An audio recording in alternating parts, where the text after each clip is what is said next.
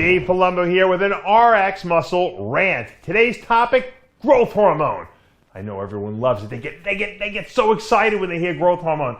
They want to know everything about it. Here's the scoop, guys. I'm sick of hearing people talking about different brands of GH doing different things in the body. Oh, that Serostim GH, it really gets your hands go numb on that stuff. Oh, that other GH, it causes you to have a headache, and that other GH makes you hold water. You don't want to use that brand of GH. And this GH does this, and this one builds better muscle, and this one burns more fat. Guys, growth hormone is growth hormone. It is a 191 amino acid sequence, okay? Assuming you have a real GH, and it's the real 191 amino acid GH, they all do the same thing, okay? The reason why Serostim, real Serostim, makes your hands go numb is because it's strong at its full strength. It's pharmaceutical grade. You do 3 or 4 IUs of that, it's like probably doing 20 IUs of this crap that they got on the street that's coming generically from China that probably is losing most of its potency on the trip over here because it's sitting in a hot cargo plane. So the reality is that growth hormone is growth hormone. It does the same thing. There's no different nuances that any other companies add on it. The only nuance that I've seen is how they package it. Nutropin from Genentech that comes out from San Francisco out there is a liquid when you get it. It's liquid nutropin. It's called nutropin aqueous. And they put it in an acidic water solution because the acidity shrinks the GH molecule, this big convoluted molecule, down, makes it more stable. But it doesn't change the functionality of what GH does.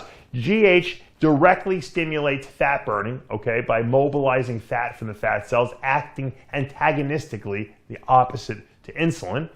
And it indirectly causes growth by going to the liver and causing the liver to produce IGF-1 or insulin-like growth factor, which then acts on the muscle tissue to turn satellite cells, or these immature stem cells as we call them now, into mature muscle fibers, which then have to get bigger and enlarge. So GH has 2 effects in the body. It has this muscle building effect indirectly, and then directly it has this fat burning effect. And that's it. It doesn't matter which you use. Now, depending on how much you take, you'll get varying degrees of side effects. And also, everyone is very individualistic in terms of how they respond to it. I never really took more than 3 or 4 IUs a day. That usually was my max. Any more than that, I just got bloated from it, okay? And that's across the board. And when you get bloated, okay, you get hand numbness. Why? Because you're getting fluid buildup in this area, and it's pressing on those nerves, and so that it's like you slept on your hand almost. And that's a fluid retention issue. You take a diuretic, you stop the GH, it goes away. Ask anyone I have guys that say, my hands are killing me. And I tell them, stop the GH for a couple days. 3 days after that, they're like, I feel fine. Okay, well, obviously there was nothing being done to you. It was a fluid retention issue in there. And all GH will do that. I remember when I first took my first hits of GH when I was in my early 20s, my wisdom teeth would hurt because they would make my wisdom teeth move. Okay, because the younger you are when you use GH, the more effective the stuff seems to work. I don't know if it's a receptor thing. I don't know if younger people have more IGF-1 receptors and thus have more stimulation from taking GH on a growth level. As far as fat burning goes, I think it works pretty much just as well on older people as it does on younger people. But on the IGF-1 axis, I think younger people respond better to growth hormone and IGF-1. That's just my theory and just from what I've witnessed. But the side effect issues of GH, most of which are either fluid retention, hand numbness, or high blood sugar, okay? The more GH you take, the higher your blood sugars will be. Because now you have insulin having to fight the effects of GH, which is good for fat burning, bad for blood sugar control.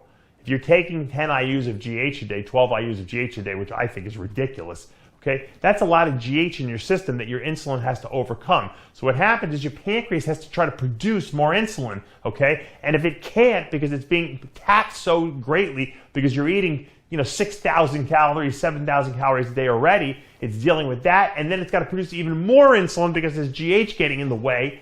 It literally blocks the insulin from getting to its receptor. And that's not good on a regular basis, so you run high blood sugars. That's the most dangerous side effect of GH. People talk about organ growth and facial bone growth and stuff like that. You got to take GH for a long time and a lot to get those things, okay? More likely is people get the high blood sugars, and that's the most dangerous side effect. Because even if your organs grow a little bit, okay, and they're not really growing, what's happening is the musculature, like of your intestinal tract, will just enlarge, just like it will a skeletal muscle. When you stop the GH, it goes down. It decreases. I'm thinking hyperplasia, hypertrophy. It deteriorates, okay? It goes the opposite direction. So it's not a permanent type of side effect. The side effects that do damage are high blood sugars. High blood sugars accumulate in the extremities, the fingers, the toes, the eyes, the kidneys. Okay, and then you have damage to these organs, and that is not good long term. So GH is a very dose-dependent type of drug. If you take an effective dosage in the 2 to 4 IU range, you tend to be pretty safe. When you go higher than that, that's when you get your side effects: numbness, bone pain, teeth moving, facial bone growth. You can get that at high blood sugars and edema. So if you want effectiveness, if you're taking GH as an anti-aging type drug, take less. Less is better. I always tell people, rather than take it less frequently, I know guys that like try to take 8 IUs 3 times a week, or they'll do it for a 16-week cycle and then they'll take 4 months off. Take it every day, just take less of it. Take it, I always found that less over a longer period of time worked more effectively with least side effects than taking more mega doses of it for short periods of time. Because when you're taking more of it, your body can't handle it. It doesn't need that much. Remember, your body can only produce so much IGF-1 from your liver, okay? Taking more GH is not going to make your liver produce more IGF. It's topping off how much you can do. So you're better off doing less and just do it more frequently. All right, I hope this little I guess you could say, tune-up on GH helps you out. Also, there's a lot of fake growth hormone out there, as you guys know, or a lot of growth hormone that's defunct, it's not working.